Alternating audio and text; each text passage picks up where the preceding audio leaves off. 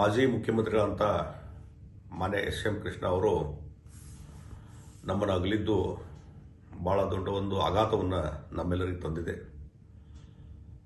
ಅವನು ಭಾಳ ಹತ್ತಿರದಿಂದ ನಾನು ನೋಡಿದ್ದೇನೆ. ಎಸ್.ಎಂ. ಕೃಷ್ಣ ಅವರು ಮುಖ್ಯಮಂತ್ರಿಯಾಗಿ ಕೆಲಸ ಮಾಡುವಂಥ ಸಂದರ್ಭದಲ್ಲಿ ನಾನು ಪ್ರತಿಪಕ್ಷದ ನಾಯಕನಾಗಿ ಕೆಲಸ ಮಾಡ್ತಾಯಿದ್ದೆ. ಹೀಗಾಗಿ ಅವರ ಒಂದು ಆಡಳಿತ ವ್ಯವಸ್ಥೆ ಮತ್ತು ಅವರ ಒಂದು ವಿಷನರಿ ನನ್ನ ಕಣ್ಣು ಮುಂದೆ ಇದೆ.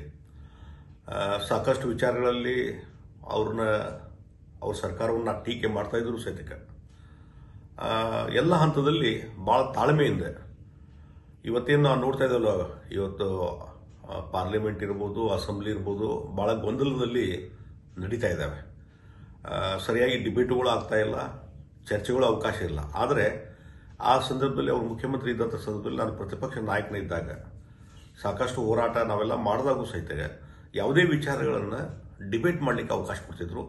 ಒಳ್ಳೆ ರೀತಿಯಿಂದ ಪರಿಣಾಮಕಾರಿಯಂಥ ಡಿಬೇಟ್ಗಳು ನಡೀತಾ ಇದ್ವು. ಅದಕ್ಕೆ ಭಾಳ ತಾಳ್ಮೆಯಿಂದ ಉತ್ತರ ಕೊಡ್ತಿದ್ರು. ಮತ್ತು ಇನ್ನೊಂದು ನಾನು ವಿಶೇಷವಾಗಿ ಎಸ್.ಎಂ. ಕೃಷ್ಣ ಅವರಲ್ಲಿ ನೋಡಿದ್ದಂತಂದರೆ ಒಂದು ಆಡಳಿತ ಸುಧಾರಣಾ ಒಂದು ರೀತಿಯಲ್ಲಿ ಭಾಳ ಉತ್ತಮವಾಗಿ ಆಡಳಿತ ನಿರ್ವಹಣೆ ಮಾಡಿ ಆಡಳಿತ ವ್ಯವಸ್ಥೆಯಲ್ಲಿ ಸುಧಾರಣೆ ತರುವಂಥ ಕೆಲಸ ಮಾಡಿದರು. ಮತ್ತು ಅದರಲ್ಲಿ ಭಾಳ ಪ್ರಮುಖವಾಗಿ ಅವರು ಹಣಕಾಸು ಸಚಿವರಾಗಿ ಕೆಲಸ ಮಾಡಿದ್ದಾರೆ.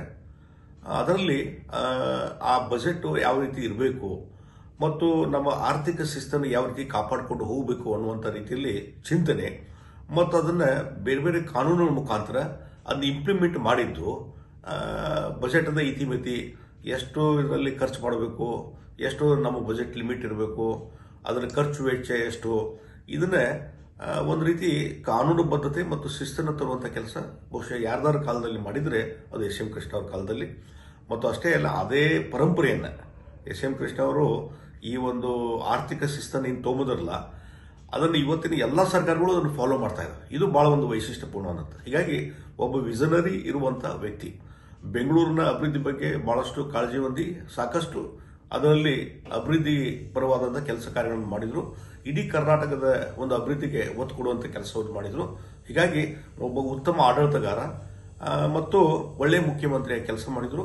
ಒಬ್ಬ ಮೌಲ್ಯಯುತವಾದಂಥ ರಾಜಕಾರಣಿಯಾಗಿ, ಒಂದು ಶಿಸ್ತುಬದ್ಧವಾದ ರಾಜಕಾರಣಿಯಾಗಿ ಬೆಳವಣಿಗೆ ತಗೊಂಡ್ಬಂದರು ಮತ್ತು ಎಲ್ಲರಿಗೂ ಒಂದು ರೀತಿ ಮಾರ್ಗದರ್ಶನ ಮಾಡುವಂಥ ಕೆಲಸವನ್ನು ಎಸ್.ಎಂ. ಕೃಷ್ಣ ಅವರು ಮಾಡಿದರು ಅನ್ನುವಂಥ ಮಾತನ್ನು ಹೇಳ್ತೀನಿ.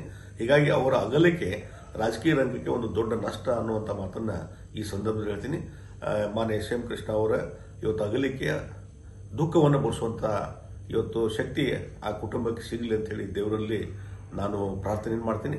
ಮತ್ತು ಎಸ್.ಎಂ. ಕೃಷ್ಣ ಅವರ ಆತ್ಮಕ್ಕೆ ಶಾಂತಿಯನ್ನು ನಾನು